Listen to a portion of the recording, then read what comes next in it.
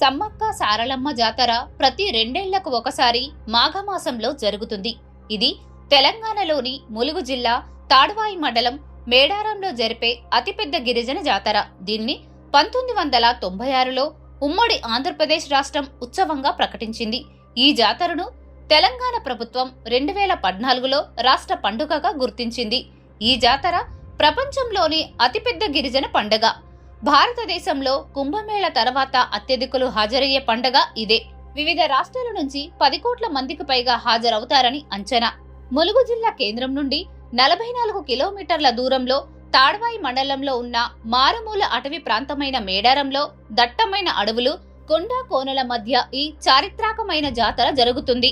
సమస్త గిరిజనుల సమారాధ్య దేవతలు, కష్టాలు కడతేర్చే కలియుగ దైవాలుగా, ఆపదలో ఉన్నవారిని ఆదుకునే ఆపద్ బాంధవులుగా, కేవలం తెలంగాణలోనే గాక అఖిల భారతదేశంలోనే వనదేవతలుగా పూజలందుకుంటున్నారీ సమ్మక్క సారక్క. మన రాష్ట్రం నుండే కాకుండా పొరుగు రాష్ట్రాలైన ఆంధ్రప్రదేశ్, మహారాష్ట్ర, మధ్యప్రదేశ్, ఒడిశా, ఛత్తీస్గఢ్, జార్ఖండ్ రాష్ట్రాల నుండి కూడా లక్షల కొద్ది భక్తులు తండోపతండాలుగా తరలివచ్చి మొక్కులు చెల్లించుకుంటారు. చారిత్రక నేపథ్యం: నేటి జగిత్యాల జిల్లా జగిత్యాల రూరల్ మండల ప్రాంతంలోని పొలవాసను పాలించే గిరిజన దొర మేడరాజు వేటకని వెళ్లినప్పుడు ఒక పుట్ట మీద కేరింతలు కొడుతూ కనిపించిన పాపకే సమ్మక్క అని పేరు పెట్టి పెంచుకున్నాడు. సమ్మక్క వారికి పుట్ట మీద కనిపించే సమయంలో చుట్టూ పులులు, సింహాలు ఆమెకు రక్షణగా నిలవడం చూసి ఆమెను దైవాంశ సంభుతురాలిగా భావించారు. కన్నీరు సైతం ఎండిన కరువులో తమకు తోడుగా నిలిచేందుకు వచ్చిన దేవతగా ఆమెను కొలుచుకునేవారు. సమ్మక్క హస్తవాసి వారి నమ్మకాన్ని తరచూ రుజువు చేసేది. ఆమె చేత్తో ఆకుపసరు ఇస్తే ఎలాంటి రోగమైనా ఇట్టే నయమైపోయేదట. ఆమెను అతని మేనల్లుడైన మేడారం పాలకుడు పడిగిద్దరాజుకిచ్చి పెళ్లి చేశాడు. ఈ దంపతులకు సారాలమ్మ, నాగులమ్మ, జంపన్న అనే 3 సంతానం కలిగారు. రాజ్య విస్తరణ కాంక్షతో కాకతీయ ప్రభువు మొదటి ప్రతాపరుద్రుడు పొలవాసపై దండెత్తాడు. ఆయన దాడికి తట్టుకోలేక మేడరాజు మేడారం పారిపోయి అజ్ఞాతవాసం గడుపుతుంటాడు. మేడారాన్ని పాలించే కోయరాజు పడిగిద్దరాజు కాకతీయుల సామంతునిగా ఉంటూ కప్పం కట్టకపోవడం, మేడరాజుకు ఆశ్రయం కల్పించడం, కోయ గిరిజనులలో సార్వభౌమునికి వ్యతిరేకంగా విప్లవ భావాలు నూరిపోసి రాజ్యాధికారాన్ని ధిక్కరిస్తున్నారనే కారణంతో పడిగిద్దరాజుపై ఆగ్రహం చెందిన ప్రతాపరుద్రుడు అతడిని అణిచివేయడానికి తన ప్రధానమంత్రి యుగంధరుడితో సహా మాఘశుద్ధ పౌర్ణమి రోజున మేడారంపై దండెత్తుతాడు.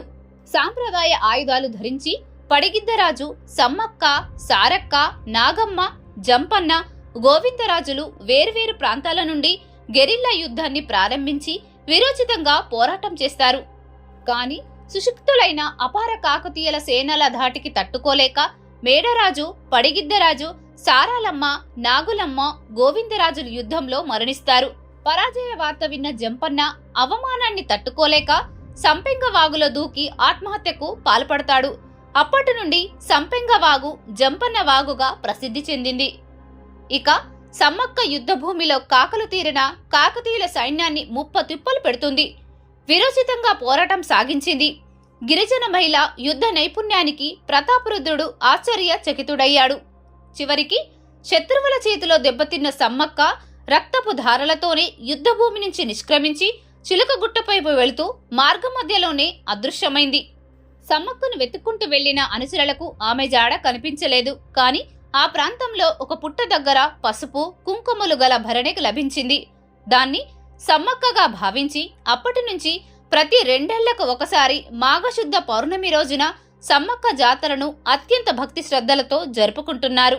జాతర విశేషాలు: జాతర మొదటి రోజున కన్నేపల్లి నుంచి సారాలమ్మను గద్దెకు తీసుకువస్తారు. రెండవ రోజున చిలుకల గుట్టలో భరణి రూపంలో ఉన్న సమ్మక్కను గద్దెపై ప్రతిష్ఠిస్తారు.